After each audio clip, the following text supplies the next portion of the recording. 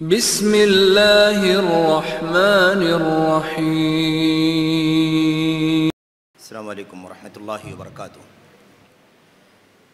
ان الحمد للہ نحمده ونستعینه ونستغفره ونعوذ باللہ من شرور انفسنا وسیئات اعمالنا من يهده الله فلا مضل له ومن يضلل فلا هادی له واشهد ان لا الہ الا اللہ وحدہ لا شریک له واشهد ان محمدا عبده ورسوله۔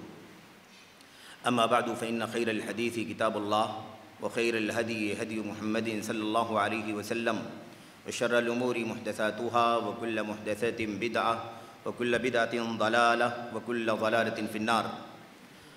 أعوذ بالله من الشيطان الرجيم، بسم الله الرحمن الرحيم۔ يا أيها الذين آمنوا اصبروا وصابروا ورابطوا واتقوا الله لعلكم تفلحون۔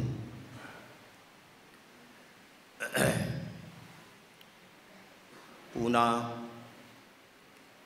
کے اس علاقے میں، اعظم کیمپس کے اس ہال میں جو آج پونا کی جماعت اہل حدیث کا اجتماع منعقد ہوا ہے، درس، اس پورے پروگرام کے اور خصوصیت کے ساتھ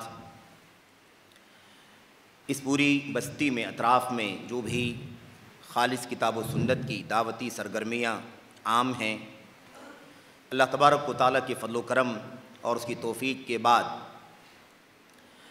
اس کے روح رواں فاضل گرامی محترم ابو زید ضمیر حافظہ اللہ اور آپ کی جو ٹیم یہاں جماعتی دعوتی سرگرمیوں کے لیے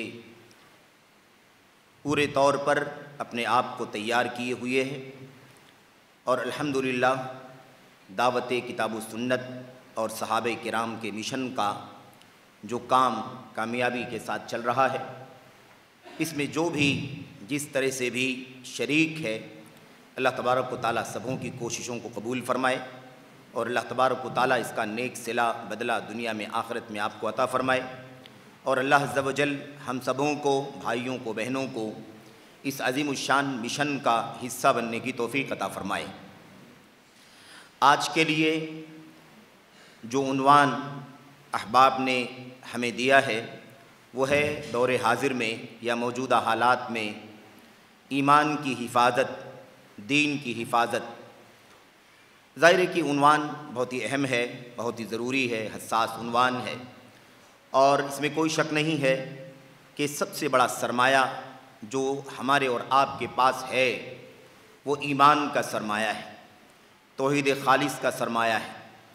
ایمان باللہ کے علاوہ بقیہ جو 6 ارکان ہیں، کل ملا کر کے 5 ارکان مزید، یہ پورا ایمان کہلاتا ہے، اور جب خصوصیت کے ساتھ ایمان کی بات کہی جائے تو اللہ تبارک و تعالیٰ پر ایمان، اللہ تعالیٰ کے حق توحید کا مسئلہ، اللہ کی خالص عبادت اور بندگی کا مسئلہ، توحید الوہیت یا عبودیت عبادت کا مسئلہ خصوصیت کے ساتھ، اور توحید الہ کے جو بھی حقوق ہیں، ربوبیت ہے، اسماء و صفات ہے، اللہ تبارک و تعالیٰ کی عظمت ہے، اس کے افعال ہیں وغیرہ، یہ سب ایمان کے اندر بنیادی طور پر داخل ہوتا ہے۔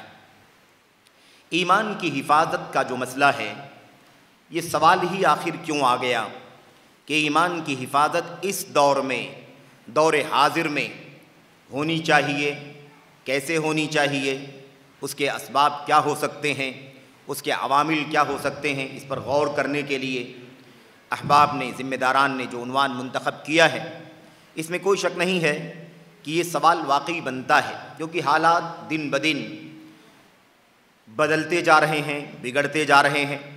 اللہ کے نبی علیہ الصلوۃ والسلام نے فرمایا تھا، لا یأتیکم یوم الا والذی بعدہ شر من، جو دن بھی تمہارے سامنے آ رہا ہے اس کے بعد والا دن اس سے بدتر ہے، تو ہر آنے والا دن برا سے برا ہوتا جائے گا۔ یہ ہمیں اس بات کا پیغام دے رہے ہیں، یہ حالات کی بدتری، حالات کا بگاڑ، حالات کا فساد، ایمان اور عقیدے کے اندر ہونے والے انحرافات، اور اس کو بگاڑنے، اس کے اندر انحراف پیدا کرنے کے لیے جو طوفان چل رہا ہے مختلف میدانوں سے اور مختلف پلیٹ فارموں سے، مختلف طریقوں سے، واقعی یہ اس بات کا متقاضی ہے کہ ہم اور آپ بیٹھیں، غور کریں، سر جوڑ کر بیٹھیں، اللہ کے کلام کی آیات، اللہ کے نبی علیہ الصلوۃ والسلام کی احادیث پر، خاص طور پر آپ کی پیشین گوئیوں پر غور کریں، جس میں آپ نے مستقبل کے حالات پر روشنی ڈالی ہے کہ مستقبل میں حالات بگڑ جائیں گے اور کس طرح سے امتحان ہوگا ایمان کا، امتحان ہوگا دین کا، آزمائش ہوگی عقیدے کی، اور کس طرح سے سنت کی راہ ہم سب سے چھینی جا رہی ہوگی، سنت سے ہم سب کو ہٹائے اور بھٹکائے جانے کے لیے کوششیں چل رہی ہوں گی، کہیں شعوری طور پر، کہیں غیر شعوری طور پر۔ یہ ساری چیزیں واقعی غور کرنے سے تعلق رکھتی ہیں۔ اس میں کوئی شک نہیں ہے میرے بھائیوں کہ ہمارا سب کچھ لٹ جائے، ہمارا سب کچھ چلا جائے، گوارا کیا جا سکتا ہے، ہماری دنیا جائے، دولت جائے، ہمارا سماجی اسٹیٹس جائے، ہماری حیثیت جائے، کوئی خاص نقصان نہیں ہوگا۔ لیکن اگر ہمارا دین چلا جائے، ہمارا عقیدہ ضائع ہو جائے، ہماری توحید خالص چلی جائے، ہماری راہ جو سنت کی راہ ہے، حضرات صحابہ کرام کی، خیر القرون کی راہ ہے، اگر وہ راہ ہم سے چلی جائے یا ہم اس سے بھٹک جائیں، بہک جائیں، تو اس سے بڑا نقصان ہماری اور آپ کی زندگی کا کچھ بھی نہیں۔ تو یہ مسئلہ ہے اور اس پر زیادہ کوئی لمبی بات کرنے کا موقع نہیں ہے۔ ہم انشاءاللہ تبارک و تعالیٰ چند باتیں بطور تذکیر، بطور یاد دہانی آپ کے سامنے رکھنا چاہیں گے، جس سے یہ بات سمجھ میں آئے کہ اس وقت واقعی ہمیں اپنے دین کی، ایمان کی حفاظت کی فکر کرنی چاہیے، اور دین اور ایمان کی حفاظت کا راستہ کیا ہو سکتا ہے، اس کی سبیل کیا ہو سکتی ہے، اس کا سولوشن کیا ہو سکتا ہے کہ ہم اور آپ اس کے ذریعے سے اپنے دین اور ایمان کی حفاظت کر سکیں، کامیابی حاصل کر سکیں۔ آپ کو اتنا یاد ہوگا کہ جب ہجرت کر کے اللہ کے نبی صلی اللہ علیہ وسلم مکہ سے مدینہ آئے اور آپ کے اصحاب آئے اور جیسے تیسے مشرکین کے ظلم و ستم کو جھیل کر، برداشت کر کے، یعنی ستا تو رہے ہی تھے، ظلم ڈھا رہے تھے، لیکن ہجرت کرنے کی راہ میں بھی کیسی کیسی رکاوٹیں وہ ڈال رہے تھے، آپ کے ذہن میں اس کا پس منظر ہوگا۔ اور بالکل اختصار کے ساتھ اگر آپ چاہیں تو ایک چھوٹا سا واقعہ اپنے ذہن میں تازہ کر لیں کہ حضرت صہیب رومی ابو یحییٰ جن کی کنیت ہے، آپ کو یاد ہوگا کہ جب انہوں نے ہجرت کرنے کا فیصلہ کیا، مکہ سے نکل کر مدینہ آ جائیں، تو کس طرح سے مشرکین مکہ نے ان کو روکا، آڑے آئے اور مکے سے نکلنے کے لیے ہر طرح کی کوششیں صرف کرنے لگے۔ بالآخر حضرت صہیب رضی اللہ تعالیٰ عنہ نے مشرکین مکہ سے یہ کہا کہ آخر آپ کیا لیں گے، کیا چاہتے ہیں کہ میں آپ کو دے دوں تو آپ میرا راستہ چھوڑ دیں گے اور مجھے مکے سے نکل کر مدینہ پہنچنے دیں گے؟ کیا میں آپ کو سونے چاندی کے درہم و دینار دے دوں تو آپ مجھے چھوڑ دیں گے؟ اپنے کپڑے اور دیگر جائیدادیں اگر میں تمہارے حوالے کر دوں تو آپ مجھے چھوڑ دیں گے؟ انہوں نے کہا ہاں، جو تم نے پیسے کمائے ہیں وہ مکے کے ہیں، جو تمہارے پاس جائیداد ہے وہ مکے میں کمائی ہوئی ہے، اس لیے اگر وہ تم سونے چاندی کا جو کچھ بھی تمہارے پاس مجموعہ ہے وہ سب آپ اگر ہمیں دے دیں، اگر تم ہمیں دے دو تو پھر ہم تمہیں چھوڑ دیں گے، پھر جاؤ، کوئی بات نہیں ہے۔ تو آپ کو یاد ہوگا انہوں نے باقاعدہ وہ جگہ بتلائی جہاں پر ان کے درہم و دینار چھپائے ہوئے تھے، اس جگہ کی نشاندہی کی جہاں ان کی دیگر جائیدادیں رکھی ہوئی تھیں، اور کہا کہ یہ لے لو، یہاں سے جو کچھ بھی میں نے جمع کیا تھا وہ سب تمہارے حوالے کرتا ہوں، لیکن اب مجھے جانے دو۔ آپ کو یاد ہوگا نبی کریم صلی اللہ علیہ وسلم کے پاس جب پہنچے، اللہ کے نبی صلی اللہ علیہ وسلم نے دیکھا کہ صہیب آ چکے ہیں، تو اللہ کے نبی علیہ السلام نے پوچھا صہیب کیسے آنا ہوا؟ اپنی رودات بتاؤ، اپنی کہانی بتاؤ، اپنے حالات سے واقف کراؤ، کیسے آنا ہوا؟ مشرکین نے، کفار نے تمہارے ساتھ کیا سلوک کیا؟ تو بتانے لگے، کہنے لگے اللہ کے نبی صلی اللہ علیہ وسلم میرا درہم لے لیا، میرا دینار لے لیا، میری پونجی لے لی، میری پراپرٹی سب لے لی، اور اس کے بعد نہتھا ہو کر کے مجھے آنے کا موقع ملا۔ اللہ کے نبی صلی اللہ علیہ وسلم نے فرمایا اپنا ایمان تو بچا کے لے آئے ہو نا، توحید تو سلامتی کے ساتھ لے آئے ہو، عقیدہ تو نہیں ضائع ہوا؟ انہوں نے کہا اللہ کے نبی بس وہی ایمان بچا سکا ہوں، بقیہ ساری جائیداد، درہم و دینار، سونے چاندی کے سکے سب چلے گئے۔ اللہ کے نبی صلی اللہ علیہ وسلم نے جب یہ بات سنی کہ ایمان بچا کر کے لے آئے ہیں، ایمان کا کوئی فتنہ نہیں ہوا، ایمان کی کوئی آزمائش نہیں ہوئی جس کے نتیجے میں ایمان چلا جاتا، توحید چلی جاتی، اللہ تبارک و تعالیٰ کی خالص بندگی کا جو عقیدہ شرک و کفر اور جاہلیت کے بعد ملا تھا وہ نقصان نہیں ہوا۔ تو اللہ کے نبی نے کیا فرمایا تھا؟ ربح البیع، ربح البیع، 3 بار اللہ کے نبی نے دہرایا، اور آپ نے فرمایا صہیب بہت قیمتی سودا تم نے کیا ہے، بہت قیمتی سودا ہے، بڑے منافع کا سودا تم نے کیا ہے۔ زمین جائیداد چلی گئی اور درہم و دینار چلے گئے کوئی بات نہیں ہے، لیکن ایمان تو بچا کر کے لے آئے ہو۔ جس کا ایمان بچ گیا، ایمان کی حفاظت ہو گئی، تو پھر اس سے بڑا سودا، اس سے فائدے کا سودا اور کچھ نہیں ہو سکتا۔ تو یہ ایک اندازہ لگائیں کہ ایمان کتنا قیمتی سرمایہ ہے، اور اگر مزید اندازہ لگانا چاہتے ہیں تو صرف آپ ذہن میں لے آئیں کہ اگر یہی ایمان سلامت ہے تو انسان کو اللہ تبارک و تعالیٰ دنیا میں امن و امان عطا فرمائے گا، عزت اور شان و شوکت کی زندگی عطا فرمائے گا۔ آپ نے ابھی خطاب سنا ہے، امن کے حوالے سے عظیم اور قیمتی باتیں آپ کے سامنے آئی ہیں، اور یہی اگر ایمان کی حفاظت کر لے گئے، اسی ایمان کو بچا کر اللہ تبارک و تعالیٰ کے سامنے کل قیامت کے دن محشر میں پیش ہو گئے تو اللہ تبارک و تعالیٰ کی طرف سے جنت کا وعدہ ہے، مغفرت کا وعدہ ہے، اللہ تبارک و تعالیٰ کی طرف سے رضوان کا وعدہ ہے، اللہ تبارک و تعالیٰ کی دیدار کا وعدہ ہے۔ تو یہ ساری باتیں ہمیں بتلاتی ہیں کہ ایمان کی حفاظت کا مسئلہ آتا کیوں ہے۔ سب سے بڑا سرمایہ ہے دنیا کے اندر، انسانی زندگی میں سب سے بڑا اگر کوئی سرمایہ ہے، سب سے بڑی کوئی دولت ہے تو ایمان کی دولت ہے، اور آخرت میں بھی ایمان سے بڑھ کے کوئی دولت نہیں ہے۔ دنیا کی ساری چیزیں یوم لا ينفع مال ولا بنون الا من اتى اللہ بقلب سلیم، نہ مال کام آئیں گے، نہ اولاد کام آئے گی، صحیح سالم دل یعنی بچا ہوا اور سیف ایمان جو دل میں ہوگا، وہی دل، سلامتی والا دل جو لے کر کے آئے گا وہ اللہ تبارک و تعالیٰ کے ہاں کامیابی سے ہمکنار ہوگا، اللہ تبارک و تعالیٰ کی جہنم سے عذاب سے بچے گا اور جنت کا حقدار قرار پائے گا۔ تو خلاصہ یہ ہے کہ یہ بہت بنیادی مسئلہ ہے، اس میں کوئی شک نہیں ہے، سب سے بڑا سرمایہ ہے یہ۔ اب اس دور میں یہ جو عنوان میں جو لفظ لگا ہوا ہے، دور حاضر میں، اس زمانے میں، موجودہ دور میں ایمان کی حفاظت، دین کی حفاظت کیسے ہو؟ موجودہ دور کی کیا بات ہے، ہر دور میں ایمان کی حفاظت ہونی چاہیے، لیکن موجودہ دور کا جو لفظ آیا اس کے پیچھے راز ہے۔ راز یہ ہے کہ موجودہ دور پچھلے دور کے مقابلے میں کافی بدل چکا ہے، کافی مسائل کا سامنا ہے، کافی ابتلاءات کا، آزمائشوں کا سامنا ہے، اور اس سلسلے میں اللہ کے نبی صلی اللہ علیہ وسلم کی وہ حدیث ہیں جس میں آپ نے فرمایا تھا سیأتی علیکم زمان الصابر فیہم علی دینہ کالقابض علی الجمر۔ اللہ کے نبی نے فرمایا تھا ان من ورائکم ایام الصبر للمتمسک فیہن اجر 50۔ اللہ کے نبی صلی اللہ علیہ وسلم نے فرمایا تھا ایک زمانہ ایسا آئے گا، ان قریب ایک زمانہ ایسا آئے گا، ایک دور ایسا آئے گا کہ اس میں بڑا امتحان ہوگا تمہارے ایمان کا، بڑی آزمائش ہوگی تمہارے دین کی، دین کے لالے پڑ جائیں گے، ایمان کو خطرہ لاحق ہوگا، ایمان بچا لے جانا مشکل ہو جائے گا۔ اللہ کے نبی نے کیا فرمایا؟ الصابر فیہم علی دینہ کالقابض علی الجمر۔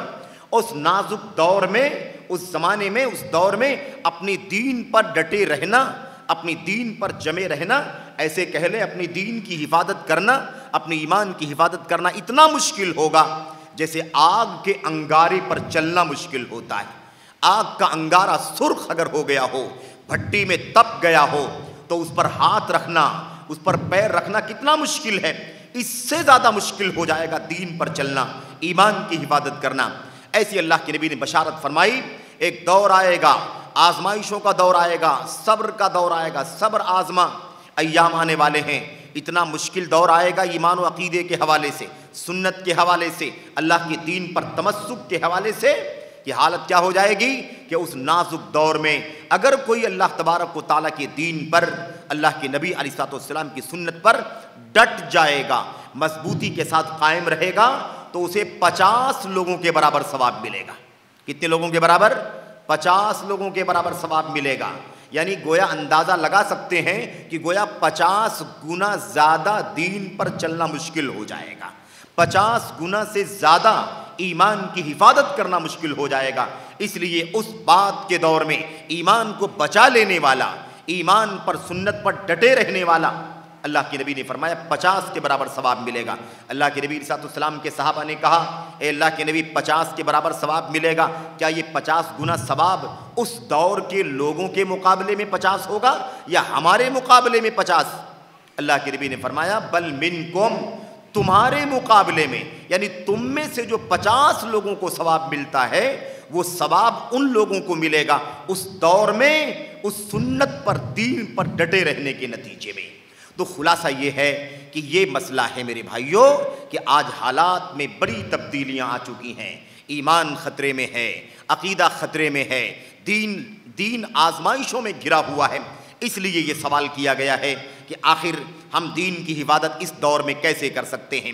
آئیے ذرا میں بہت اختصار کے ساتھ ہی گفتگو کرنا چاہتا ہوں، کیونکہ اس طرح کے عناوین میں بہت سارے نکتے ہوتے ہیں، بہت سارے پوائنٹس ہوتے ہیں جس پر گفتگو ہوتی ہے، لیکن میں کچھ نکتے نوٹ کر رہا تھا بطور یاد دہانی، بطور تذکیر، اپنی ذات کو نصیحت کرنے کے لیے، آپ تک پہنچانے کے لیے، کیسے میں اپنے دین کی، ایمان کی حفاظت کر سکوں گا، کیسے اپنی بھائیوں تک دین اور ایمان کی حفاظت کی بات پہنچا سکوں گا، اپنی عزیز بہنوں کے سامنے کیسے یہ پیغام اللہ کی کتاب کا، نبی کی سنت کا پہنچا سکوں گا۔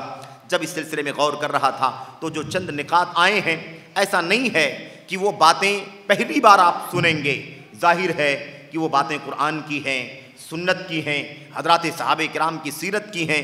کیسے دین بچائیں، کیسے دین کی حفاظت کریں اس فتنے کے دور میں، آزمائش کے دور میں، مشکلات اور خطرات کے دور میں، اس حوالے سے چند باتیں بہت جلدی سرسری طور پر میں ذکر کرنا چاہتا ہوں۔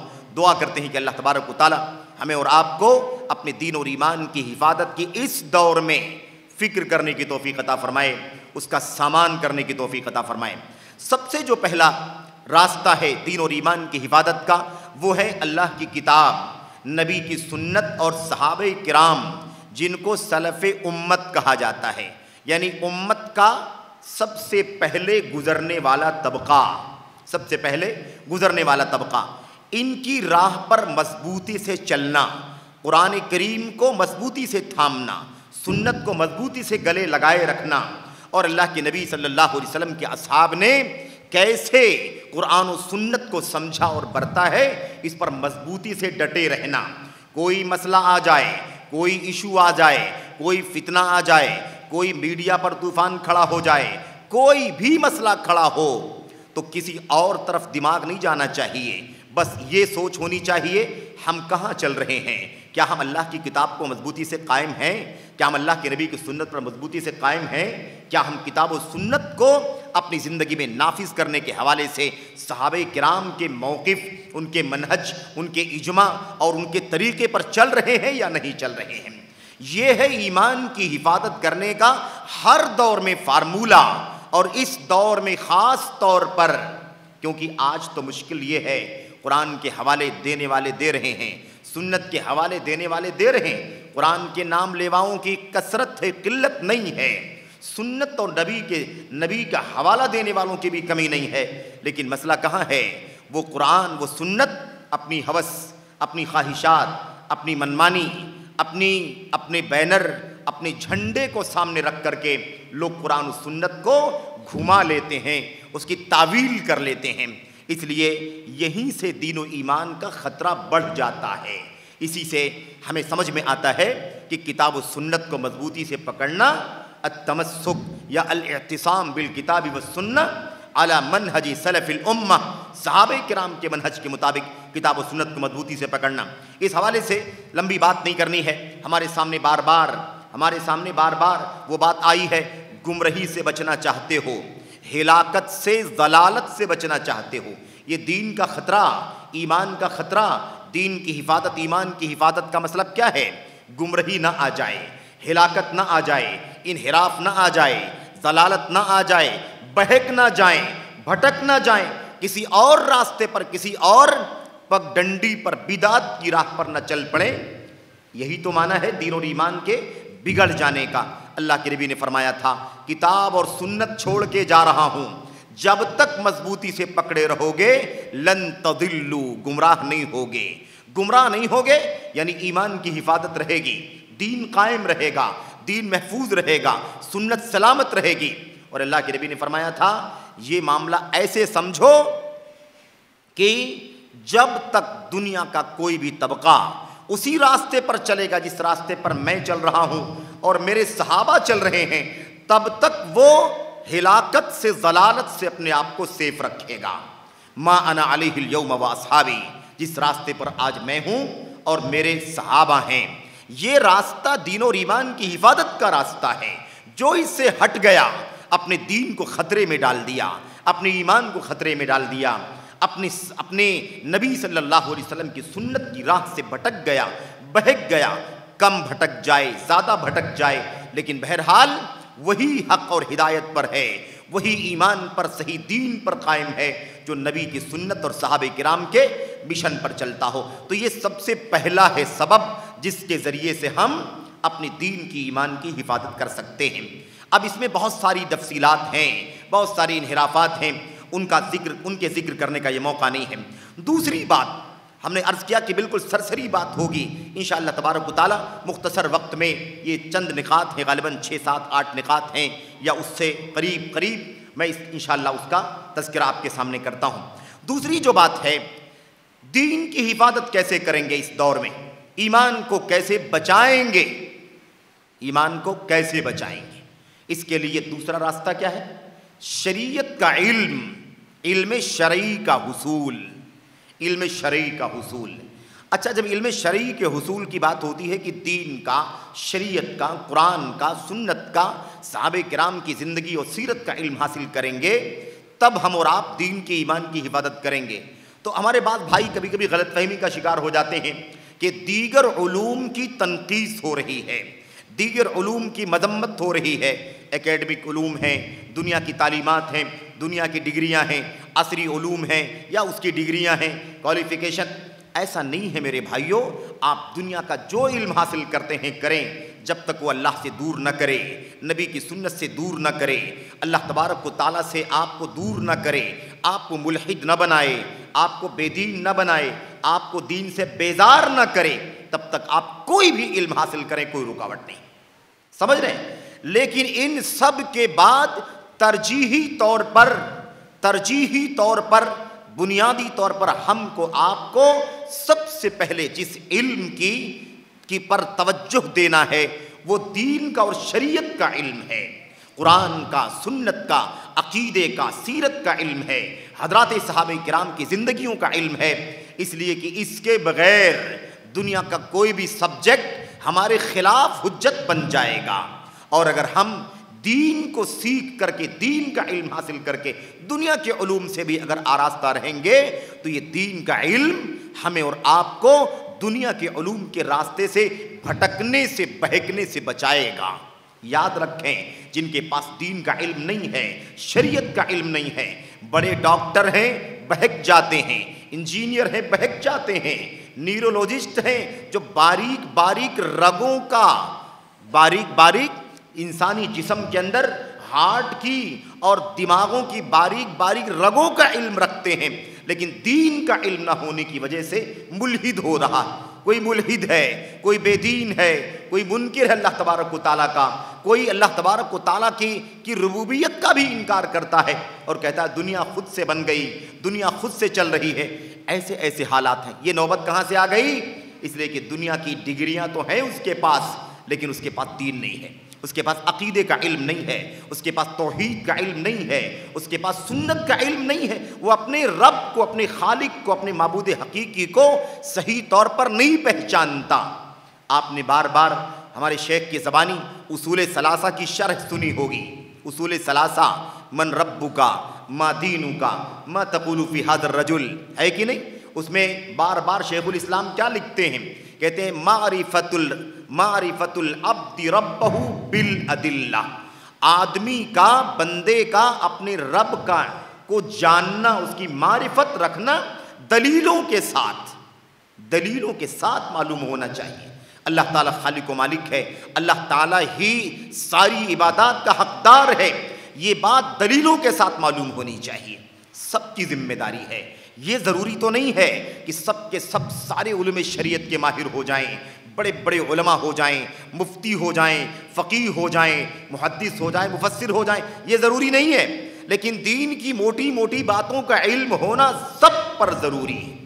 طلب العلم فریضۃ علی کل مسلم، ہر مسلمان پر مرد ہو یا خاتون اللہ کے دین کا بنیادی علم حاصل کرنا ضروری ہے۔ توحید جانے، شرک جانے، کفر جانے، نفاق جانے، ہے کہ نہیں، الوہیت جانے، ربوبیت جانے، اسماء و صفات جانے۔ اس راستے میں، اس علم میں جو لوگ بھٹک گئے ان کے بارے میں جانے، کون کون منحرف ہوئے ہیں، کون کون سے فرقے بھٹک گئے ہیں۔ اگر نہیں جانے گا تو بھٹکنے کا خطرہ ہے، دین کے برباد ہونے کا خطرہ ہے، ایمان کے ضائع ہو جانے کا خطرہ ہے۔ اس لیے میرے بھائیوں، دوسرا جو راستہ ہے وہ علم شرعی کا حصول ہے، علم شرعی کا حصول۔ اور علم شریعت میں سب سے پہلے دین کی بنیاد کا علم آتا ہے۔ کس کا علم؟ دین کی بنیاد، ایمان کا علم، توحید کا علم۔ دین اور ایمان کی بات آتی ہے تو مجھے وہ بات یاد آ جاتی ہے۔ اللہ سے دعا کریں کہ اللہ تبارک و تعالیٰ دین بھی سمجھنے کی توفیق عطا فرمائے، ایمان بھی سمجھنے کی توفیق عطا فرمائے۔ دین کا علم، ایمان کا علم، دین اور ایمان کے علم کے سورس سے حاصل کرنے کی توفیق عطا فرمائے۔ کیا ہمارے بھائی بڑی محبت سے، بڑی عقیدت سے نہیں کہتے ہیں دین کی بات کرنا ہے، ایمان کی بات کرنا ہے؟ اللہ سے دعا کرو کہ اللہ تعالی ہمارے ان بھائیوں کو دین کی سمجھ عطا فرمائے، ایمان کی سمجھ عطا فرمائے۔ اللہ کے نبی علیہ الصلوۃ والسلام سے روایت کرتے ہیں حضرت سمرہ ابن جندب رضی اللہ تعالیٰ عنہ، اور بیان کرتے ہیں، میں سمجھتا ہوں بڑی تعداد جوانوں کی یہاں بیٹھتی ہے، بھائیوں میں بھی، بہنوں میں بھی، بزرگوں کے ساتھ ساتھ۔ سمرہ بن جندب کہتے ہیں ہم اللہ کے نبی صلی اللہ علیہ وسلم کے پاس آئے، ہم ابھی نوعمر تھے، جوان تھے، نوجوان تھے، اللہ کے نبی علیہ الصلوۃ والسلام کے پاس آئے۔ وَكُنَّا فِتْيَانًا حَذَاوِرًا، ہم بالکل نوعمر جوان تھے جس کو ہم نوجوان کہتے ہیں۔ اللہ کے نبی صلی اللہ علیہ وسلم کے پاس آئے، کیا کیا؟ علم حاصل کیا۔ کون سا علم حاصل کیا؟ کون سا علم؟ نماز کا؟ نہیں، نماز بہت اہم ہے لیکن بنیاد کے بعد، ایمان کے بعد۔ دیکھیں آپ کیا، فَتَعَلَّمْنَا الْإِيمَانَ، ہم نے سب سے پہلے کون سا علم حاصل کیا؟ ایمان کا علم حاصل کیا، جس کی حفاظت کی بات کر رہے ہیں ہم۔ ایمان کی حفاظت کیسے ہوگی؟ دین کی حفاظت کیسے ہوگی؟ تو سب سے پہلے صحابہ کس کا علم حاصل کرتے تھے؟ فَتَعَلَّمْنَا الْإِيمَانَ، ہم نے ایمان کا علم حاصل کیا، ایمان سیکھا۔ ثُمَّ تَعَلَّمْنَا الْقُرْآنَ، اور پھر اس کے بعد قرآن کریم سیکھا۔ اور جب قرآن سیکھ لیا، فَازْدَدْنَا بِذَلِكَ عِلْمًا، تو پھر قرآن کو سیکھنے کے بعد ہمارے دین کے، ایمان کے علم میں مزید اضافہ ہو گیا۔ تو یہ طریقہ ہونا چاہیے، ہم سب سے پہلے کیا سیکھیں؟ دین کا علم حاصل کریں، ایمان، توحید، ایمان کی بات ہم کریں اور نہ جانے کہ ایمان توحید کا نام ہے۔ دین کی بات کریں اور نہ جانے کہ دین میں سب سے پہلے چیز کیا آتی ہے؟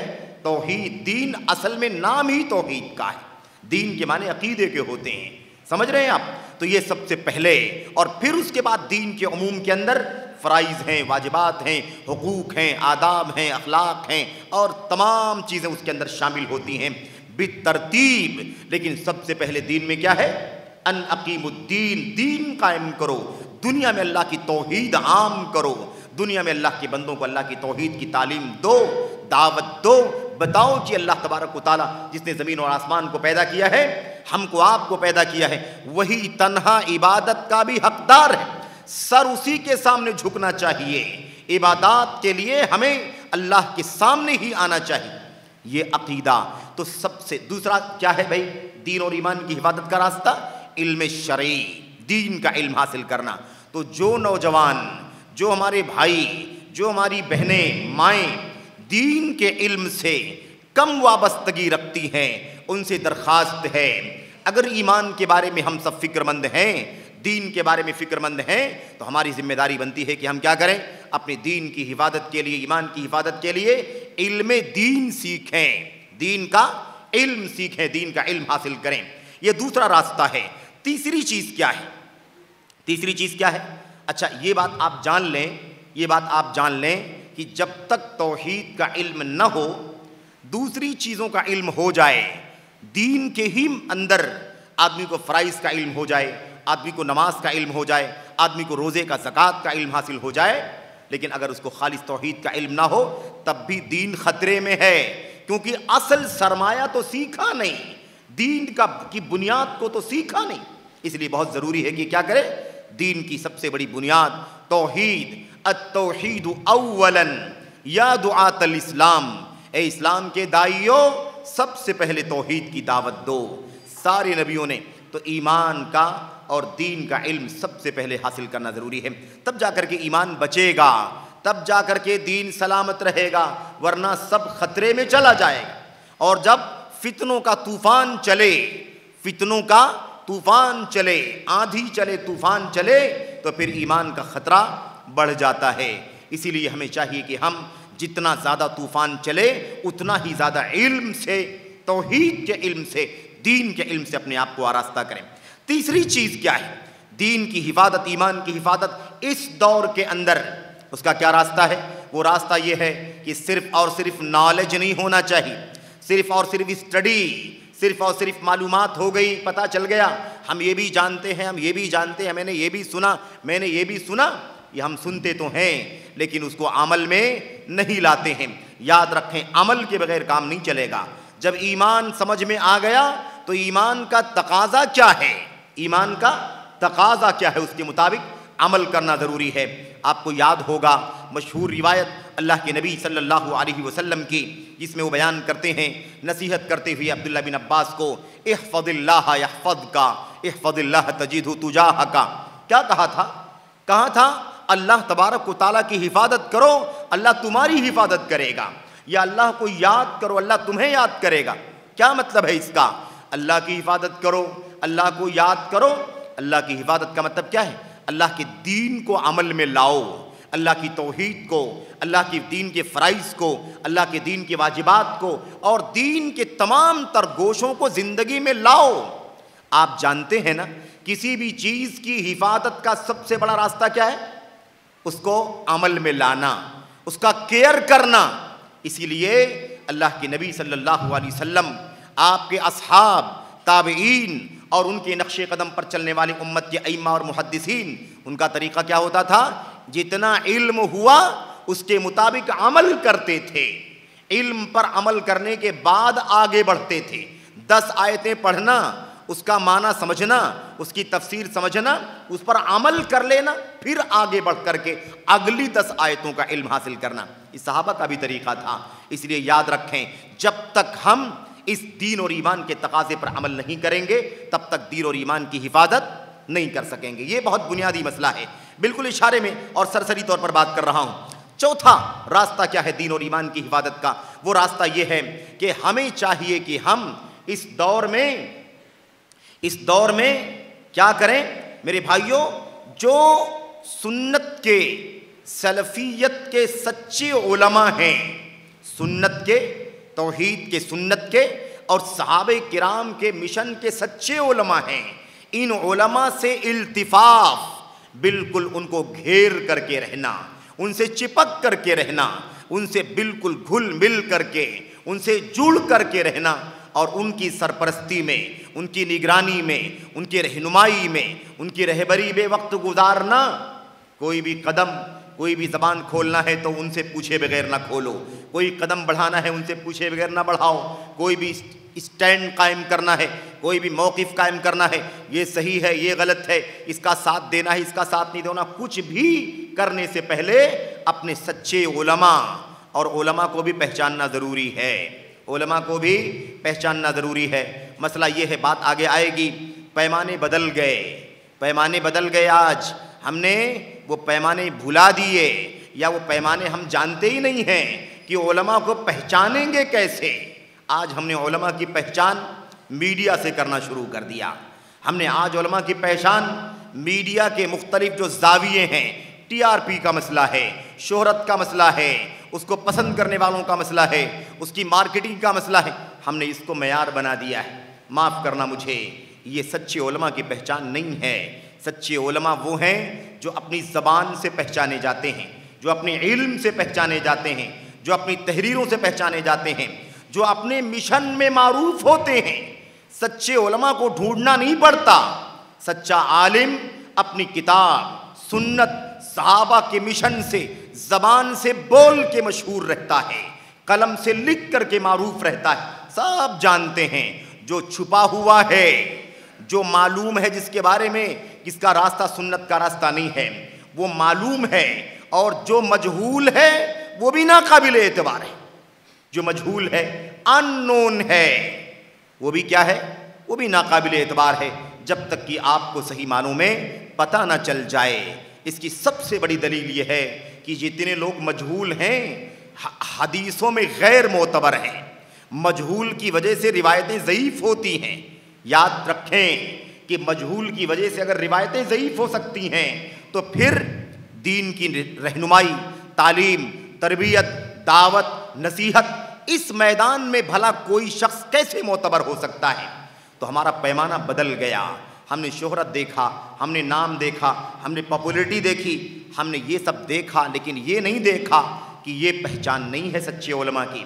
سچا عالم وہ ہے جو قرآن، سنت اور قرآن و سنت کو صحابہ کرام کی سمجھ اور فہم کے مطابق، ان کے منہج کے مطابق، ان کے موقف کے مطابق، کیونکہ یہ آئیڈیل ہے انسانیت کے، آئیڈیل ہے انسانیت کے۔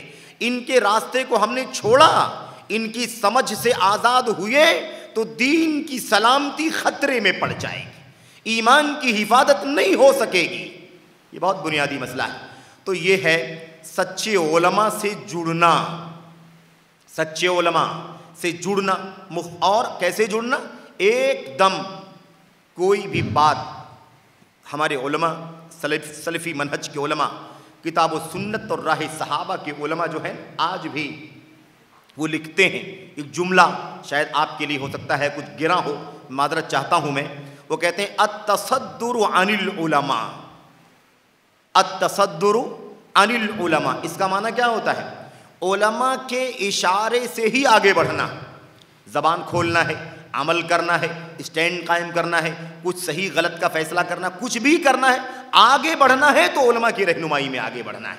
التصدر عن العلماء، یہ بات یاد رکھو، یہ الفاظ بہت قیمتی ہیں اور بہت باریکی کی رہنمائی کرتے ہیں ہمیں۔ تو بہرحال خلاصہ کلام یہ ہے، ہماری اور آپ کی ذمہ داری کیا ہے کہ ہم ایمان کا خطرہ ہو، دین کا خطرہ ہو، سنت کا خطرہ ہو، ہم کیسے نبی کے صحابہ کے راستے پر چلیں۔ بڑی مشکلات ہیں، بڑی آزمائشیں، کیسے اپنے آپ کو بچا سکیں ان فتنوں سے۔ تو ہماری ذمہ داری کیا ہے؟ انہی سچے علماء سے وابستہ رہ کر کے انہی کی رہنمائی میں۔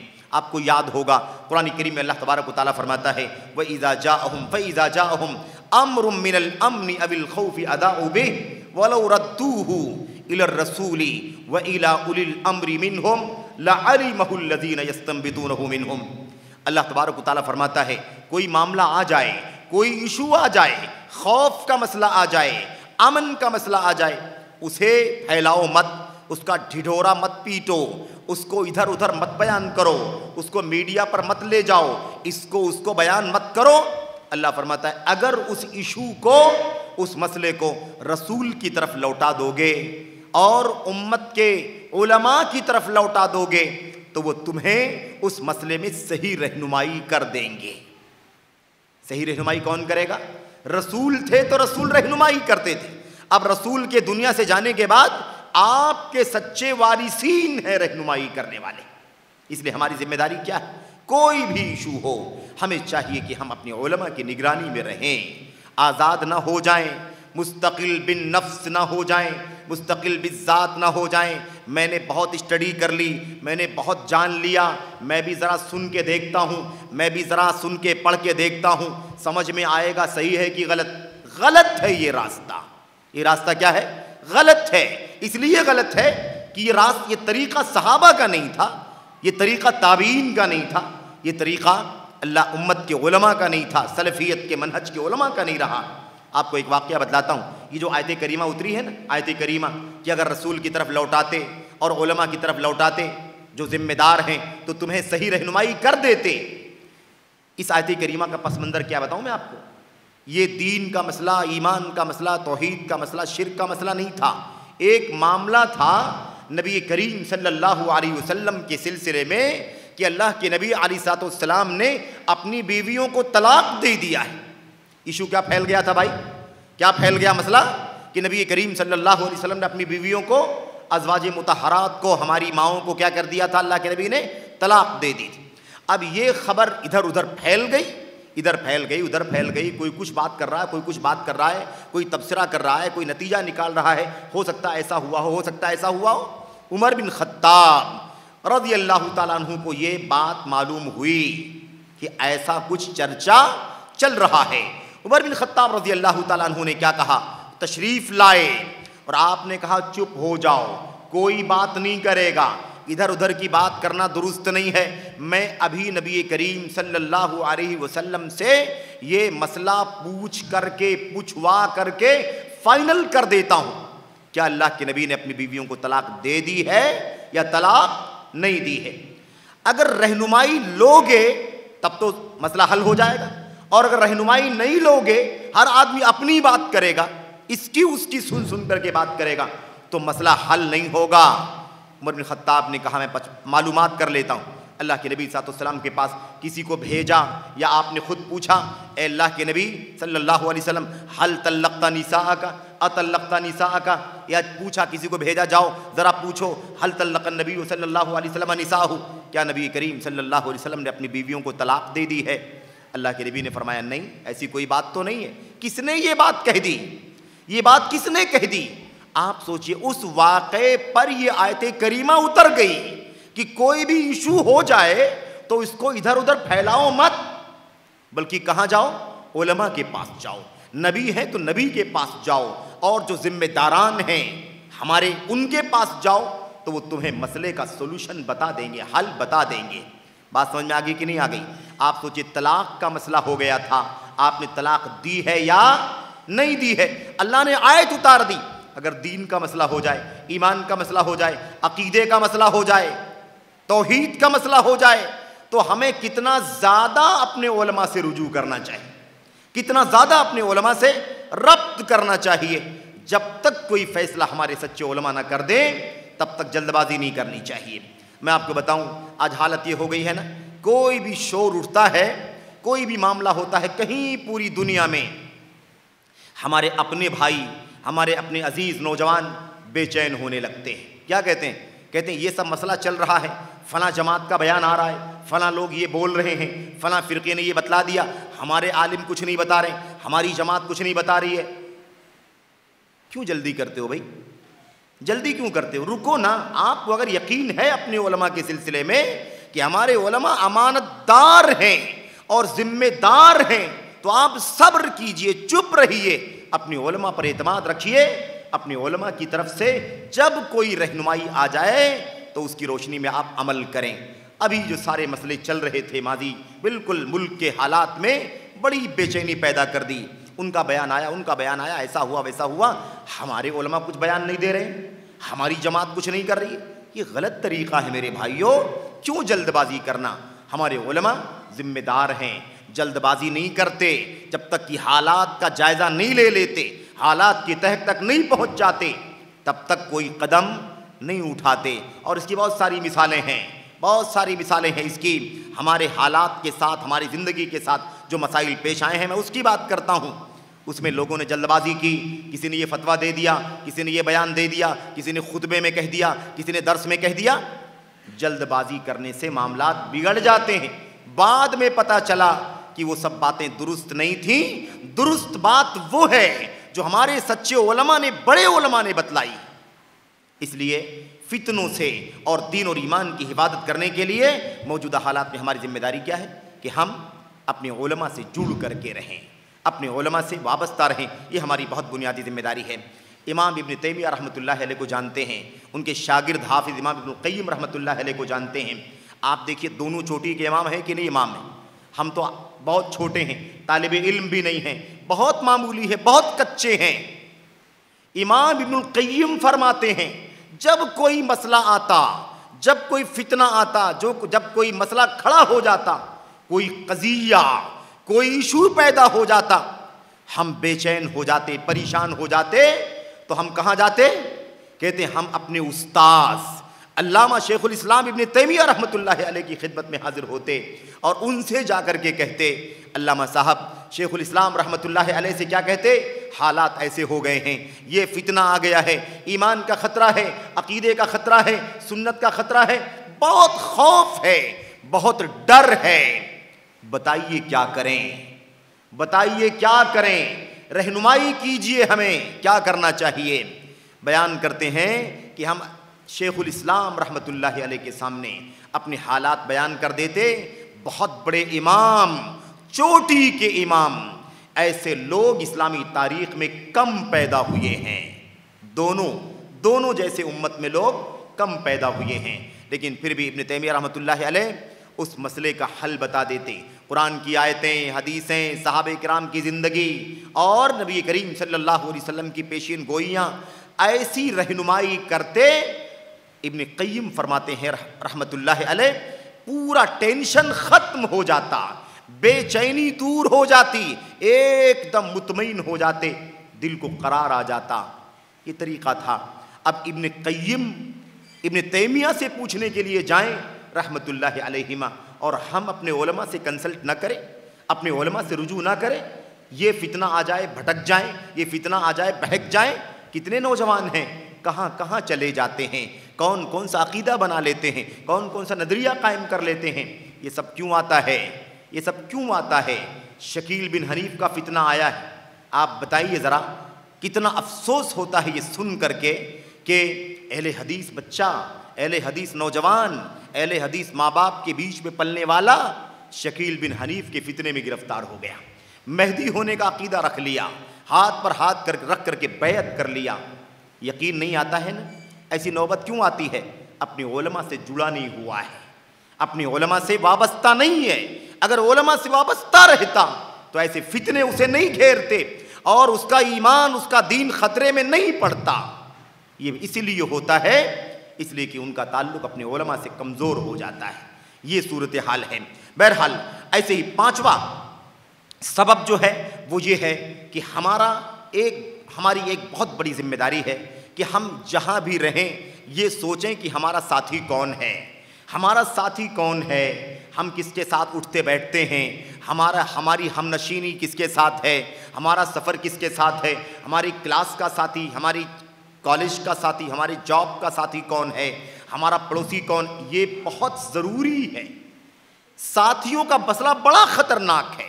جیسے اس کا دین و ایمان ویسے ہی آپ کا دین و ایمان ہو جائے، کوئی بھروسہ نہیں، خطرہ ہے۔ اس لیے ساتھی بنانا، یار بنانا، دوست بنانا سوچ سمجھ کے بنانا۔ اور یہ دوستی، یہ یارانہ فزیکل ضروری نہیں ہے، آج کل تو یہ بھی دوستی کا بہت بڑا راستہ ہے۔ جتنا لوگ فزیکل دوستی کرتے ہیں اس سے کئی گنا زیادہ تو یہ ہے میرے بھائیوں مانوی دوست، میڈیا کے راستے سے دوستی بنی ہوئی ہے۔ اس سے رابطہ، اس سے رابطہ، اس کو سننا، اس سے چیٹنگ کرنا، یہ بڑا خطرناک ہے۔ یاد رکھیں، المرء علی دین خلیلہ فلینظر احدکم من یخالل۔ آدمی اپنے ساتھی کے دین پر ہوتا ہے، آدمی اپنے دوست کے دین پر ہوتا ہے۔ اس لیے آدمی کو غور کر لینا چاہیے کہ اس کا دوست کون ہے، اس نے کس کو دوست بنایا ہے، اس کا دوستانہ کس کے ساتھ ہے۔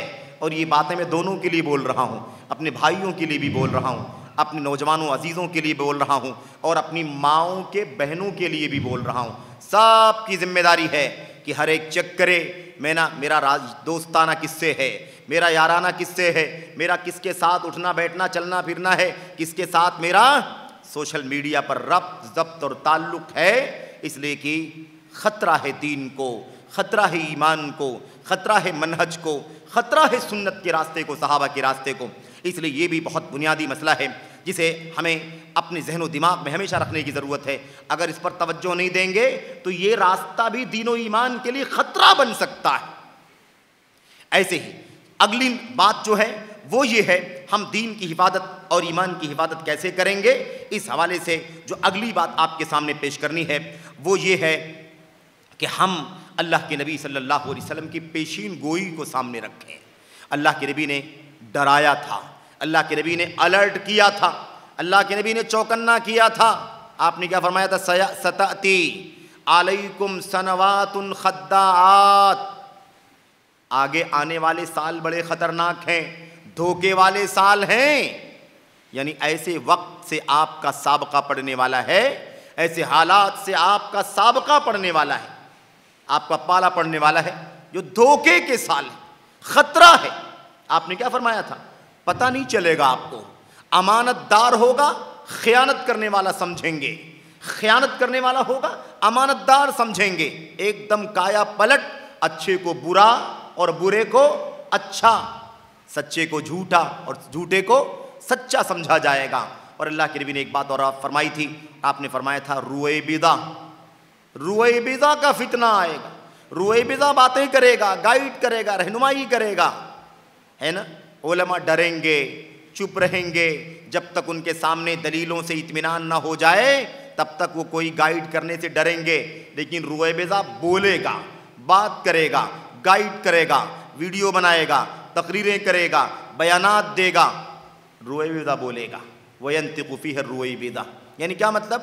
سماج کا گیا گزرا، تھرڈ کلاس جس کو ہم کہتے ہیں، بیوقوف، نادان، ناسمجھ، کم علم، جاہل آدمی، دین کے بڑے بڑے ایشوز میں امت کو کیا کرے گا؟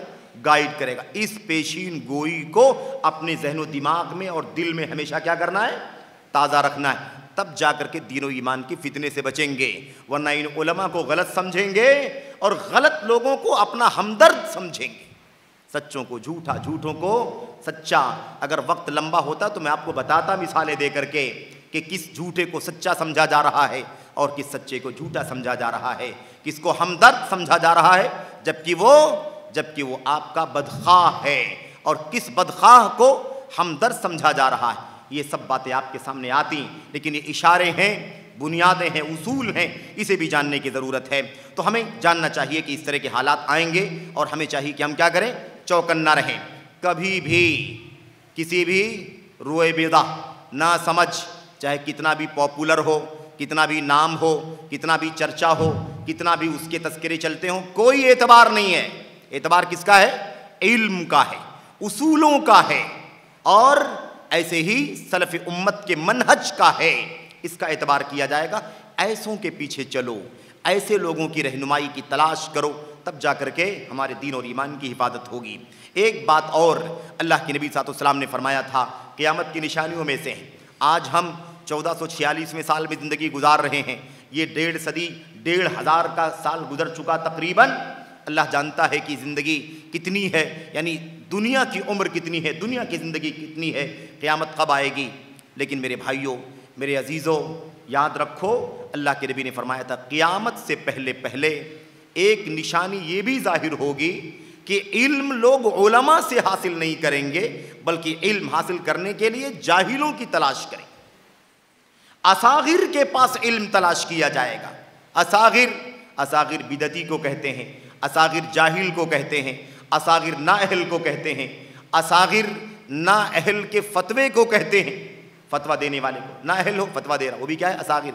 یہ سب معنی ہیں، تو یہ سب خطرہ ہے۔ دین کی حفاظت کرنا چاہتے ہو اس دور میں، ایمان کی حفاظت کرنا چاہتے ہو اس دور میں، تو یاد رکھو اصاغر نہیں، اکابر سے علم حاصل کرو۔ اور یہ غلط فہمی بھی ہمارے اسلاف نے دور کر دی تھی کہ اکابر کا مطلب عمر میں بڑا نہیں ہوتا، اکابر کا مطلب صرف عمر میں بڑا نہیں ہوتا ہے کہ کوئی آدمی عمر میں بڑا ہے تو وہ اکابر ہے، جو علم میں بڑا ہے، عمر میں بڑا ہے، وہ تو اکابر ہیں ہی ہمارے۔ لیکن اگر عمر میں کم بھی ہے لیکن علم میں بڑا ہے، یعنی صحابہ کی سنت اور صحابہ کرام کے مشن کا علم ہے اس کے پاس، تو عمر کی کمی کے باوجود بھی وہ علم کے اعتبار سے کیا مانا جائے گا؟ بڑا مانا جائے گا۔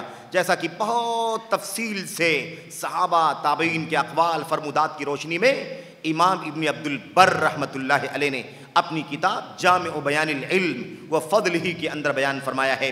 تو جو عمر میں علم میں بڑا ہے وہ تو بڑا ہے، لیکن جو عمر میں کم بھی ہے لیکن علم میں بڑا ہے، بڑا کا مطلب کتاب و سنت اور سلف امت کے علم کا حامل ہے، تو وہ بھی بڑا ہے۔ اور عمر میں کتنا بھی بڑا ہو، اگر وہ علم کے اعتبار سے سلف کے منہج پر نہیں ہے تو وہ اصاغر کی فہرست میں آتا ہے، اکابر کی فہرست میں نہیں آتا، امانت داروں کی فہرست میں نہیں آتا، خیار کی فہرست میں یعنی سب سے بھلے اور بہتر لوگوں کی فہرست میں نہیں آتا۔ اس لیے اسے بھی جاننے کی ضرورت ہے۔ ایک اگلا نقطہ یہ ہے، ہمیں اگر دین اور ایمان کے فتنوں سے بچنا ہے، دین اور ایمان کی حفاظت کرنا ہے تو ہمیں ایک کام بہت بنیادی طور پر کرنا پڑے گا، اور اسے ذرا اچھی طرح سے سمجھنا۔ بس میں انشاءاللہ تبارک و تعالیٰ بات ختم کروں گا 5 سے 7 8 منٹ کے اندر، 2-3 نکات ہیں مختصر، میں اسے بیان کر کے سرسری طور پر بات ختم کرتا ہوں۔ یہ نکتہ اہم ہے، وہ یہ ہے کہ شبہات سے بچنا ہے۔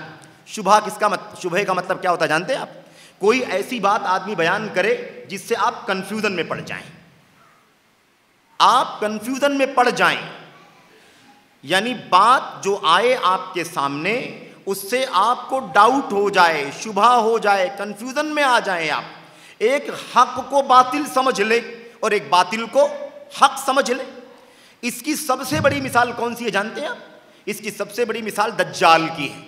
کس کی مثال ہے؟ دجال کی۔ آپ جانتے ہیں نا، جب سے دنیا قائم ہوئی ہے اور جب تک دنیا رہے گی، اس پورے پیریڈ میں سب سے بڑا فتنہ کون سا ہے؟ دجال کا فتنہ ہے۔ اللہ کے نبی صلی اللہ علیہ وسلم نے فرمایا تھا، جتنا میں نے بتلایا ہے اپنی امت کو دجال کے فتنے کے بارے میں، اتنا کسی نبی نے اپنی امت کو نہیں بتلایا ہے، اس لیے کہ اسی امت میں دجال کو آنا ہے۔ اب تک تو نہیں آیا، تو اب کیا باقی بچا ہے؟ اسی امت کا پیریڈ، اسی امت کی مدت بچی ہے، اس لیے دجال اسی میں آنے والا ہے۔ اللہ کے نبی صلی اللہ علیہ وسلم نے فرمایا، شبہات سے بچنا، کنفیوژن میں ڈالنے والے، ڈاؤٹ فل باتیں کرنے والوں سے اپنے آپ کو بچانا۔ یہ معاملہ کیسا ہے؟ دجال کے بارے میں کتنا کلیئر ہے؟ فتنہ ہے، جنت کو جہنم، جہنم کو جنت ہے کہ نہیں؟ ساری چیزیں دکھائے گا کہ نہیں دکھائے گا؟ وہ سب بتایا ہے نبی کریم صلی اللہ علیہ وسلم نے، لیکن اس کے باوجود بھی لوگ اس کی اتباع کریں گے، اس کی پیروی کریں گے، اس کے پیچھے چلیں گے اور اپنے دین و ایمان کا سودا کر بیٹھیں گے۔ ایسا کیسے ہوگا؟ کیسے ہوگا ایسا؟ اسی طرح سے ہوگا کہ وہ دجال شبہات پیدا کرے گا، شبہ کی بات پیش کرے گا، ڈاؤٹ میں ڈالے گا، اور ہم سمجھ نہیں پائیں گے۔ حق کو باطل بتلائے گا، مان لیں گے، باطل کو حق بتلائے گا، مان لیں گے، اور پھر اس کے بعد کیا ہوگا نتیجہ؟ جنت میں جانے کے بجائے جہنم رسید ہو جائیں گے۔ اللہ کے نبی صلی اللہ علیہ وسلم نے فرمایا تھا، وہ حدیث کا ٹکڑا آپ نے فرمایا تھا، آپ نے کیا فرمایا تھا؟ اللہ کے نبی صلی اللہ علیہ وسلم کی حدیث بہت عظیم الشان ہے۔ آپ نے فرمایا، من سمع بالدجال فلینأ عنہ، جو دجال کے بارے میں سن لے کہ ہاں دجال آ گیا ہے، نکل گیا ہے، تو اسے چاہیے کہ ایک دم دور بھاگے۔ دجال کے بارے میں سن لے کہ دجال نکل گیا ہے تو کیا کرنا چاہیے اسے؟ فلینأ عنہ فلیبعد عنہ، اسے چاہیے کہ دور بھاگے۔ تو اللہ کے نبی نے فرمایا آدمی یہ سوچے گا کہ میرے پاس علم ہے، میں سنت جانتا ہوں، سب مجھے پتا ہے، اور یہ سوچ کر کہ میں جانتا ہوں، اس کے پاس جائے گا، لیکن وہ ایسی شبہات ڈال دے گا، ایسی شبہات پیش کر دے گا کہ انسان بھٹک جائے گا اور اسی کا پیروکار بن کر کے اسی کے دائرے میں داخل ہو جائے گا، اسی کے حلقے میں داخل ہو جائے گا اور دجالی بن جائے گا۔ یہ کہاں سے ہوگا بھائی؟ اللہ کے نبی نے فرمایا لما یبعث ذلک من الشبہات، یہ سب کچھ جاننے والا آدمی دجال کے ہاتھ میں کیوں چلا جائے گا؟ اپنا ایمان کیوں ضائع کر دے گا؟ اپنا دین کیوں برباد کر دے گا؟ اس لیے کہ وہ شبہات کی باتوں کو پیش کرے گا اور یہ سن کر کے اس کی اتباع کر لے گا، اس کی پیروی کر لے گا۔ اس لیے یہ بات یاد رہے۔ اور دجال ایک نہیں ہے، وہ تو بڑا دجال ہے، اعور المسیح الدجال، لیکن اس دجال سے پہلے بھی بہت سارے دجال ہیں کہ نہیں ہیں؟ دجاجلہ، بہت سارے دجال ہیں، دجالون، کذابون، ہے کہ نہیں؟ بہت سارے جھوٹے ہیں، فریبی ہیں۔ اس لیے خبردار، اپنے آپ کو دین اور ایمان کی حفاظت کرنا چاہتے ہو تو شبہات سے اپنے آپ کو بچاؤ۔ اگلا نقطہ کیا ہے؟ آج کل سوشل میڈیا کا فتنہ ہے، سوشل میڈیا کے فتنے سے اپنے آپ کو بچانا ضروری ہے۔ سوشل میڈیا کا فتنہ جب کہا جائے تو آپ یہی نہ سمجھیں کہ اس میں تصویر دیکھنا ہے، اس میں فلمیں دیکھنا ہے، اس میں گانے سننا ہے، اس میں اور برائی کی چیزیں کرنا ہے۔ یہ تو سب برا ہے، فتنہ ہے ہی، لیکن یہ سب شہوات کا فتنہ ہے۔ اس میں سب سے بڑا خطرہ کس بات کا ہے؟ شبہات کے فتنے کا۔ اس میڈیا کے پلیٹ فارم سے آپ کے ایمان کو، آپ کے دین کو برباد کرنے والے، ہمارے دین و ایمان کو برباد کرنے والے بہت سارے لوگ اس سوشل میڈیا کے ذریعے سے اپنی سرگرمی جاری رکھے ہوئے ہیں۔ خوبصورت نام، بڑی ایکٹیویٹیز، بڑی سرگرمیاں، میٹھی زبان، کتابوں کا گٹھر اور بہت ساری باتیں کرنے والے، آپ کی ہمدردی، امت کی ہمدردی، ملت کی ہمدردی، پورے عالم اسلام کی ہمدردی کی بات کرنے والے، اور ہیں وہ کیا؟ ہیں وہ آپ کے اور ہمارے دین و ایمان کو برباد کرنے والے، ہمارے دین و ایمان کو ضائع کرنے کا سبب بننے والے۔ اس لیے اس قسم کے لوگوں سے، اس سوشل میڈیا کے واسطے سے اپنے آپ کو بچائے رکھنا۔ جب تک ہماری سنت کے علماء ہم کو آپ کو گائیڈ نہ کر دیں کہ یہ سنت کے علماء ہیں جو سوشل میڈیا کے پلیٹ فارموں سے رہنمائی کرتے ہیں، تب تک آپ آنکھ بند کر کے کسی کے پیچھے نہ جائیں، نہ کسی عالم، کسی فاضل، کسی دائی کے پیچھے جائیں، نہ کسی عالمہ، کسی فاضلہ، کسی دائیہ کے پیچھے کوئی بہن بھاگے۔ جب تک کہ ہمارے علماء رہنمائی نہ کر دے، تب تک ہم کو آپ کو ہر کس و ناقص کو سننا، سمجھنا، ساتھی بن جانا، چینل کو جوڑ لینا اور یہ ساری چیزیں، یہ بالکل کرنا درست نہیں ہے، کیونکہ ایمان کو خطرہ ہے، ایمان کو خطرہ ہے، دین کو خطرہ ہے، سنت کو خطرہ ہے، سلفیت کو خطرہ ہے، صحابہ کرام کے مشن کو خطرہ ہے۔ اس لیے ضروری ہے کہ ہم کیا کریں؟ اس سوشل میڈیا کے فتنے سے اپنے آپ کو بچائیں۔ بہرحال اس کے بعد ایک بات بہت اہم ہے، وہ یہ ہے کہ اگر ہم دین اور ایمان کے فتنوں سے اپنے آپ کو بچانا چاہتے ہیں، دین کی حفاظت کرنا چاہتے ہیں، ایمان کی حفاظت، اللہ کے نبی علیہ الصلوۃ والسلام کی ایک بہت پیاری رہنمائی ہے۔ وہ رہنمائی یہ ہے کہ قرآن کریم ہماری زندگی میں رچا بسا ہونا چاہیے۔ قرآن کریم کی لفظی تلاوت، معنوی تلاوت، یعنی اس کے الفاظ کی تلاوت کرنا اور اس کے معانی کو قرآن سے، اس کے معانی کو قرآن کو سنت سے، قرآن کریم کو نبی کے صحابہ کرام کے مطابق سمجھنا، یہ ہماری زندگی کا ایک معمول بن جانا چاہیے۔ صبح شام قرآن کریم کو وقت سے نہ اٹھاؤ، موسم اور سیزن کی کتاب مت بناؤ، بلکہ اسے ہمیشہ اپنی زندگی کا لازمہ بنا لو۔ اللہ کے نبی علیہ الصلوۃ والسلام کی ایک چھوٹی سی حدیث ہے، پیش کر دیتا ہوں۔ اللہ کے نبی صلی اللہ علیہ وسلم نے فرمایا تھا، ان الایمان، ایمان کی بات چل رہی ہے نا، ایمان کی حفاظت، دین کی حفاظت۔ آپ نے فرمایا تھا، ان الایمان لا یخلق فی جوف احدکم کما یخلق الثوب فاقرؤوا القرآن یجدد الایمان فی قلوبکم۔ بڑی پیاری روایت۔ اللہ کے نبی نے فرمایا، ایمان تمہارے دلوں میں، تمہارے اندر ایسے ہی پرانا ہو جاتا ہے، ایسے ہی بوسیدہ ہو جاتا ہے جیسے تمہارے کپڑے یوز کر کے پرانے ہو جاتے ہیں۔ اس لیے قرآن کی تلاوت کرتے رہو، قرآن کی لفظی تلاوت، قرآن کی معنوی تلاوت، اس پر عمل یہ کرتے رہو۔ یجدد الایمان فی قلوبکم، قرآن کریم تمہارے دل کے اندر ایمان کو کیا کر دے گا؟ تازہ کر دے گا، رینیو کر دے گا، نیا کر دے گا۔ اس لیے اس کے ذریعے سے تمہارے دین کی، تمہارے ایمان کی حفاظت ہوگی۔ ایک بات اور ہے، ایک دو بات، بالکل 1-2 منٹ کے اندر بات میں ختم کر رہا ہوں۔ وہ یہ ہے کہ ہماری ذمہ داری یہ بھی ہے کہ دین کی، ایمان کی حفاظت کرنا چاہتے ہیں تو ہمیں اللہ کے نبی صلی اللہ علیہ وسلم کی حدیث پر عمل کرنا ہے۔ آپ نے فرمایا تھا، اے میرے ساتھیو صحابہ، اللہ تبارک و تعالیٰ کی پناہ مانگو فتنوں سے، ظاہری فتنے سے، باطنی فتنے سے۔ ظاہری باطنی فتنے سے کیا کرو؟ پناہ مانگو اللہ تبارک و تعالیٰ کی۔ اللہ کے نبی کہا کرتے تھے، تعوذوا باللہ من الفتن ما ظہر منہا وما بطن۔ میرے ساتھیو، امت کے لوگوں، اللہ تبارک و تعالیٰ کی پناہ مانگو، ظاہری فتنوں سے، چھپے ہوئے فتنوں سے اللہ تبارک و تعالیٰ کی پناہ مانگو، یعنی اللہ سے دعا کرو کہ اللہ تمہیں ظاہری فتنوں سے بچائے، باطنی فتنوں سے بچائے۔ ظاہری فتنہ سمجھ میں آ سکتا ہے کبھی، لیکن باطنی چھپا ہوا فتنہ پتہ نہیں چلتا۔ فتنہ ہوتا ہے لیکن ہم اس کو اپنا سمجھ لیتے ہیں، اپنے لیے بھلائی سمجھ لیتے ہیں، دین کا سودا کر بیٹھتے ہیں، ایمان کو خطرے میں ڈال دیتے ہیں۔ اس لیے ہماری ذمہ داری کیا ہے کہ ہم ظاہری باطنی فتنوں سے اللہ تبارک و تعالیٰ کی پناہ مانگے۔ تو صحابہ کرام عمل کرتے تھے کہ نہیں کرتے تھے؟ صحابہ کرام دعا کرتے تھے، نعوذ باللہ من الفتن ما ظہر منہا وما بطن۔ اے اللہ، ہم تیری پناہ چاہتے ہیں تمام فتنوں سے، ظاہری فتنوں سے، باطنی فتنوں سے۔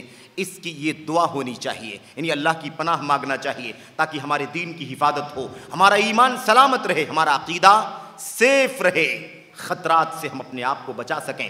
یہ ہماری ذمہ داری ہے۔ اور اس سلسلے میں آپ کو یہ بتاؤں کہ نبی کریم صلی اللہ علیہ وسلم خود دعا کیا کرتے تھے۔ آپ جانتے ہیں نا اللہ کے نبی کیا کہتے تھے؟ اللہم ان کنت اردت بعبادک فتنۃ فاقبضنی الیک غیر مفتون۔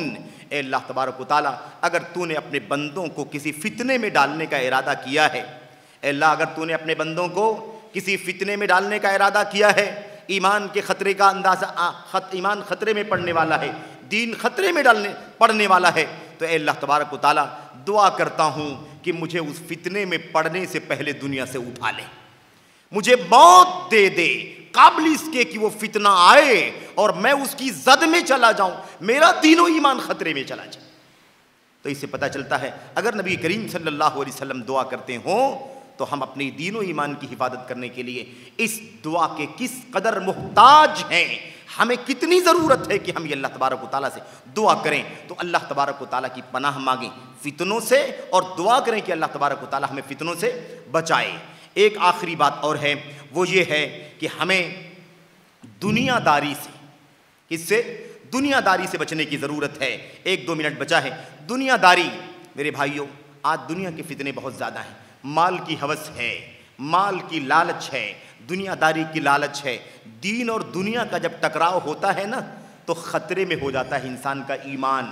کبھی کبھی انسان دنیا کے پیچھے اپنے دین کا سودا کر بیٹھتا ہے، کبھی کبھی اپنے ایمان کا سودا کر بیٹھتا ہے، اپنی سنت کا سودا کر بیٹھتا ہے، اپنے منہج کو بیچ دیتا ہے دنیا کی لالچ میں، اور شیطان وسوسے ڈالتا ہے توبہ کر لینا، اللہ سے معافی مانگ لینا، اور ہوتا یہ ہے کہ یہی دنیا داری ہمارے دین اور ایمان کو لے ڈوبتی ہے۔ اور باتیں تو لمبی ہیں، اس پر لمبی بات نہیں کرنی ہے۔ آپ نے اس شاعر کا واقعہ سنا ہوگا، ایک بہت بڑا شاعر گزرا ہے، عاشا نام کا شاعر، عاشا نام کا شاعر ہے، جاہلی شاعر ہے۔ نبی کریم صلی اللہ علیہ وسلم کے بارے میں پتہ چلا اسے کہ نبی بن کر کے آ گئے ہیں، اس نے ارادہ کیا کہ چل کے محمد صلی اللہ علیہ وسلم کے ہاتھ پر ہاتھ رکھ کر کے بیعت کر لے، ایمان لے آئے۔ جب جانے لگا تو لوگوں نے اس کو بھڑکایا، قوم کے لوگوں نے بھڑکایا۔ شراب کا عادی تھا، کس کا عادی تھا؟ شراب کا عادی تھا، زناکاری بدکاری کا عادی تھا، دنیا کی دولت اور لالچ تھی اسے۔ پہلے ان لوگوں نے کہا کہاں جا رہے ہو؟ محمد کے پاس صلی اللہ علیہ وسلم۔ کہا ہاں۔ کہا کہاں جاؤ گے؟ وہ تم کو شراب سے منع کر دے گا، شراب کی پابندی لگا دے گا، مت جاؤ اس کے پاس۔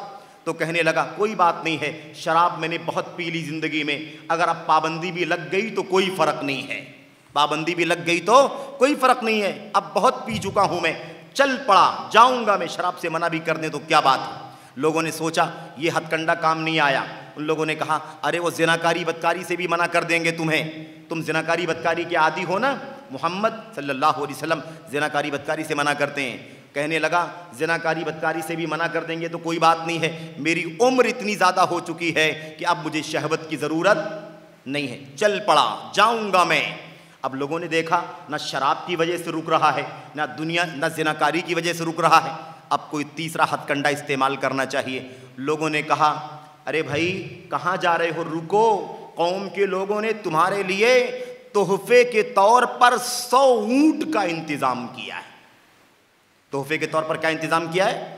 100 اونٹ۔ ایک اونٹ کی قیمت اس زمانے میں کتنی رہی ہوگی، اور سرخ اونٹ، لال اونٹ کتنا قیمتی، 100 اونٹ تمہیں ملیں گے، مت جاؤ محمد کے پاس صلی اللہ علیہ وسلم۔ اس نے کہا 100 اونٹ مجھے ملیں گے، اتنی دولت تم مجھے دینے کے لیے تیار ہو؟ کہا ہاں۔ تب تو ٹھیک ہے میں نہیں جاؤں گا محمد کے پاس، اور لوٹ آیا اسی کفر پر رہا، اور کفر ہی میں اس کی موت ہو گئی۔ تو دولت بہت خطرناک ہے۔ آخری بات یہ ہے، اللہ کے نبی نے فرمایا تھا حلوۃ الدنیا مرۃ الآخرہ، دنیا کی مٹھاس آخرت کا کڑواپن ہے، وہ مرۃ الدنیا حلوۃ الآخرہ، دنیا کا کڑواپن آخرت کے مٹھاس ہے۔ اس لیے اگر دین و ایمان کی حفاظت کریں گے آخرت میٹھی ہو جائے گی، دنیا کڑوی بھی رہی تو کوئی بات نہیں، آخرت میٹھی ہو جائے گی۔ لیکن دنیا کو میٹھی بنانا چاہو گے، آخرت کو کڑوی بنانا چاہو گے، تو پھر زندگی ایمان و عقیدے کے بغیر گزرے گی، یا دین اور ایمان کے فساد کے ساتھ گزرے گی، اور آخرت برباد ہو جائے گی۔ دنیا آخرت کی سوتن ہے، سوکن، اور آخرت دنیا کی سوکن ہے۔ اللہ کے نبی علیہ السلام نے فرمایا تھا من احب دنیاہ اضر بآخرتہ ومن احب آخرتہ اضر بدنیاہ۔ دیکھو دنیا اور آخرت کا ٹکراؤ ہے، دین ایمان اور دنیا دولت، اس کا ٹکراؤ رہے گا ہی رہے گا، یاد رکھو ٹکراؤ رہے گا۔ جو اپنی دنیا سے محبت کرے گا آخرت کو نقصان پہنچائے گا، جو اپنی آخرت سے محبت کرے گا دنیا کو نقصان پہنچائے گا۔ اب تمہارا کام یہ ہے کہ تم کس کو بچاؤ گے، کس کو جانے دو گے، کون سا نقصان برداشت کرو گے اور کون سا فائدہ حاصل کرو گے، یہ تمہاری ذمہ داری ہے۔ یعنی کیا مطلب؟ ایمان کو بچا لو، دین کی حفاظت کر لو، دنیا چلی جائے، دنیا نہ ملے، لیکن ایمان اور دین کا سودا سمجھوتا نہیں ہونا چاہیے۔ یہ چند باتیں تھیں، ایسی بہت ساری باتیں ہیں، یہ موضوع ہی لمبا ہے، بہت سارے نقاط امت کے علماء نے اپنی کتابوں میں، اپنے مضامین میں لکھے ہیں، اپنے خطابات میں کہے ہیں، بہت ساری نصیحتیں ہیں۔ یہ ان میں سے چند باتیں ہیں جو بڑی جلدی میں آپ کے سامنے رکھی گئی ہیں۔ سب سے پہلے میں دعا کرتا ہوں کہ اللہ تبارک و تعالیٰ کہنے والے کو ان باتوں پر عمل کرنے کی اور اپنے دین و ایمان کی حفاظت کرنے کی توفیق عطا فرمائے۔ پھر اپنے بھائیوں کو، اپنی بہنوں کو بھی نصیحت کرتا ہوں کہ اللہ تبارک و تعالیٰ اس دور میں، اس زمانے میں، یہ فتنوں کا دور ہے، ایمان اور عقیدے کی، سنت کی آزمائش کا دور ہے، آگے مزید حالات بگڑیں گے۔ اللہ تبارک و تعالیٰ ہم سب کو اپنے دین و ایمان کی حفاظت کرنے کی توفیق عطا فرمائے، فتنوں سے ظاہری باطنی اللہ بچنے کی توفیق عطا فرمائے۔ آمین رب العالمین، وصلی اللہ وسلم وبارک علی نبینا محمد وعلی آلہ وصحبہ اجمعین۔ والسلام علیکم ورحمۃ اللہ وبرکاتہ۔